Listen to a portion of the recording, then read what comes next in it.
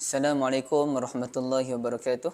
Alhamdulillahirabbil alamin. Allahumma salli ala Muhammad wa ala ali Muhammad. Selamat datang semua ke channel YouTube Faqih Synergize.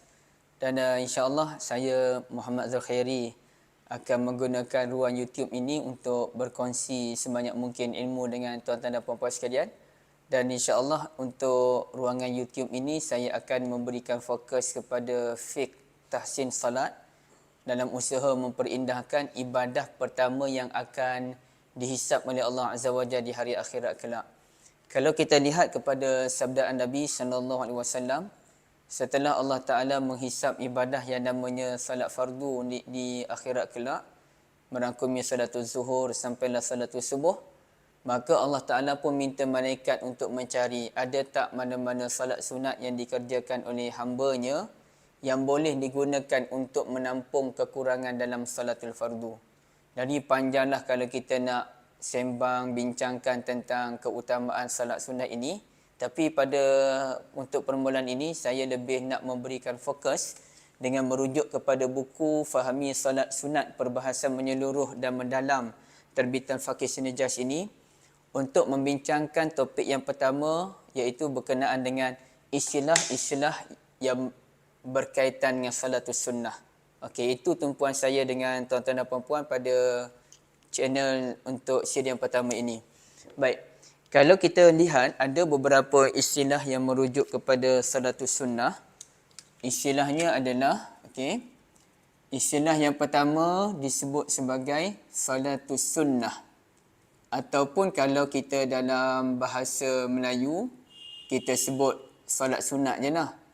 Okey. Tapi yang ni salatus sunnah, dan bukanlah saya kata salatus sunnah tu merujuk kepada perbuatan Nabi sallallahu alaihi wasallam, tidak.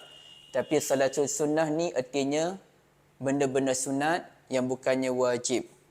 Yang kedua, salat ini juga dikenali sebagai salatun nafilah. Ya, salatun nafilah, ataupun sebahagian ulama menamakan dia sebagai mustahabbah. Mustahabbatun. Okey. Dan satu lagi salat yang dikenali sebagai salatut tatawwu'. Salatut tatawwu', dan nanti ada satu lagi bahagian yang keempat yang saya nak terangkan kepada tuan-tuan dan puan-puan yang diperkenalkan oleh mazhab Maliki. Dia special sikit. Okey, kerana special kita letak merah di situ, iaitu salatul raghibah. Ar-raghibah. Okey. At-tatawwu'. Jadi sekarang ni, wujudkah perbezaan antara salatus sunnah dengan nafilah, tatawwu' dan juga raghibah? Itu perbahasan yang dibawakan oleh ulama. Secara umumnya, tuan-tuan dan puan-puan yang saya kasihi, ulama kata sama je maksud antara ulama mazhab Syafi'i, ya. Kata sama je. Sama ada namanya salatus sunnah, salatun nafilah, salatul tatawwu'. Ia membawa maksud yang sama, iaitu solat-solat tambahan, bukannya salatul fardu, bukannya salatul wajibat. Tetapi sebahagian ulama Syafi'i membezakan antara ketiga-tiga kategori solat ini. Ataupun yang keempat tu special lah kan. Okey. Ulama Hanafi dan Maliki pun membezakan antara ketiga-tiga kategori ataupun bentuk solat ini. Jadi saya nak bincangkan kalau beza tu apakah maksudnya. Kalau sama tu tadi isu lah. Sekarang ni kalau kita kata beza, apa maksudnya? Dan hal ini saya berpandukan ulasan daripada Al-Imam Nawawi rahmatullahi alaih. Selain daripada itu, saya juga rujuk dalam kitab yang lain. Cuma tumpuan diberikan kepada tulisan Imam Nawawi di dalam Kitabul Majmu'. Boleh dapatkan buku Fahmi Salat Sunat untuk memahaminya. Okey.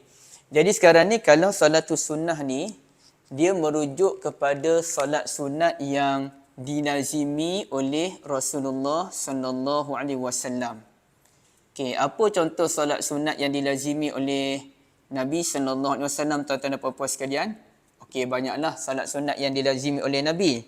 Kalau kita nak senaraikan, contohnya salat itu adalah salatul rawatib yang mengiringi salatul fardu, salatul witir, ya, ataupun salat tahajud. Okey, ini merupakan contoh-contoh solat yang dilazimi oleh Nabi Muhammad sallallahu alaihi wasallam. Okey. Yang kedua, kalau salatul nafilah ataupun salatul mustahabbah, ia merupakan solat yang tidak dilazimi selalu oleh baginda. Maknanya apabila ada masa tertentu Nabi buat, ada masa kalau tak perlu Nabi tak buatlah. Ia bergantung kepada dia, bukanlah benda yang setiap hari ada. Okey, kalau salatul nafilah ni banyak juga contoh dia. Ada juga ulama yang mengkategorikan salatul duha sebagai salatul nafilah, tapi mungkin kurang tepat. Salat duha mungkin lebih tepat termasuk dalam kategori salatul sunnah, ya, insya-Allah. Salatul nafilah ni kita boleh kategorikan dia sebagai contoh solat taubat, ya, ataupun solat istikharah. Okey. Ataupun lain-lain lah. Dia bukan solat yang selalu ada pada setiap hari, tapi ia dikerjakan apabila kita ingin ada sesuatu yang perlu kita lakukan, ya. Manakala solat tatawwu' merupakan solat yang tidak dilakukan oleh Nabi sallallahu alaihi wasallam secara khusus. Okey. Tiada hadis ataupun panduan daripada Nabi secara khusus, tetapi tiada masalah untuk mengerjakannya kerana tidak bertentangan dengan syarak. Okey, sebagai contoh apa dia? Sebagai contoh solat tatawwu' ni, kita pergi ke masjid dalam pukul 4 petang dan kita menunggu untuk salatul asar. Jadi 4 petang sampai ke pukul asar tu sekarang lebih kurang dalam pukul 4.50 lebih kurang. Jadi bila kita masuk dalam masjid tu, kita salat tahiyatul masjid dan kita pun nak salat beberapa rakaat.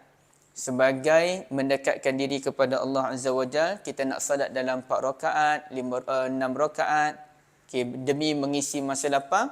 Maka solat yang kita kerjakan tu merupakan termasuk dalam kategori solat tatawwu'. Tatawwu' ni artinya solat yang dikerjakan kerana ketaatan kita kepada Allah Azza wa Jalla. Ataupun mungkin ada kalangan kita ni dia membiasakan diri dengan solat sebelum tidur. Sedangkan tidak ada pun panduan daripada Nabi Muhammad sallallahu alaihi wasallam untuk solat sebelum tidur. Tapi Nabi larang ke solat sebelum tidur? Tak ada. Ada kelarangan daripada mana-mana konsep ataupun kaedah solat sebelum tidur? Tak ada. Maka kalaulah orang tu dia nak mengerjakan salat sebelum tidur, maka tidak ada masalah. Itu merupakan lambang ketaatannya kepada Allah Azza wa Jalla. Ataupun juga sebagai contoh yang lain, kita pergi salat Jumaat awal bagi orang lelaki, dah pergi dalam pukul 12 ataupun 12.30, jadi masanya panjang lagi. Kita pun nak penuhkan masa dengan salatul sunnah sampailah Jumaat, maka boleh. Ia termasuk dalam kategori salatul tatawwu'. Tidak ada hadis secara khusus, namun dibolehkan untuk kita mengerjakannya. Jadi tuan-tuan dan puan-puan sekalian, ini dia 3 kategori. Dan bagi mazhab Maliki, dan kalau tak silap saya lah, ada satu pandangan daripada mazhab Hambali, kalau saya tak silap, tapi saya dah lupa. Ada satu lagi kategori solat yang namanya solatul raghibah. Kalau mazhab Maliki itu mengikut apa yang saya catatkan dalam buku ni, tuan-tuan dan puan-puan sekalian, hanya ada satu je solat sunat raghibah, ya, hanya ada satu. Dan solat sunat raghibah itu ada disebutkan oleh Syekh Ahmad As-Sawi di dalam kitab beliau Hasyiatus Sawi ala Syarhis Saghir. Okey. Wal fajru ay raka'ata raghibatun. Solat fajar ini merupakan solat sunat subuh. 2 rakaat merupakan solat yang raghibah. Apa maksud raghibah? Ay muraghabun fiha fawqal mandub wa duna sunnah. Iaitu solat yang amat digalakkan. Ia lebih tinggi daripada mana-mana kategori solat sunat yang namanya mandub, tetapi dia bawah daripada salatul sunnah. Walaysa lana raghibatun illa hiya. Dan tidak ada di sisi kami solat raghibah melainkan solat sunat subuh. Jadi bagi mazhab Maliki, saya terangkan sedikit. Ada satu solat sunat kategorinya solat raghibah, satu je, iaitu solat sunat subuh. Cuma solat sunat subuh ni dia lebih tinggi daripada kedudukan solat witir, solat tahajud, mana-mana solat ni lah, taubat ke, istikharah ke. Tetapi dia bawah daripada kedudukan salatul sunnah. Tapi kita kena faham apa definisi salatus sunnah menurut mazhab Maliki. Definisi salatus sunnah menurut mazhab Maliki adalah salat sunat yang disunatkan berjemaah seperti salat raya, salat gerhana matahari dan bulan dan juga salat istisqa minta hujan. Jadi ini merupakan kategori yang paling tinggi. Bawah daripada salat itu barulah namanya salatul raghibah ataupun salat sunat subuh 2 rakaat. Jadi tuan-tuan dan puan-puan sekalian, ini permulaan kita untuk siri pertama YouTube ini, dan jangan lupa untuk subscribe demi untuk mendapat lagi video-video yang lain. Jika ada video yang lain, insya-Allah akan muncul di sebagai makluman untuk tuan-tuan dan puan-puan sekalian. Dan jangan lupa perbahasannya terdapat dalam buku Fahami Salat Sunat, insya-Allah. Barakallahu fikum.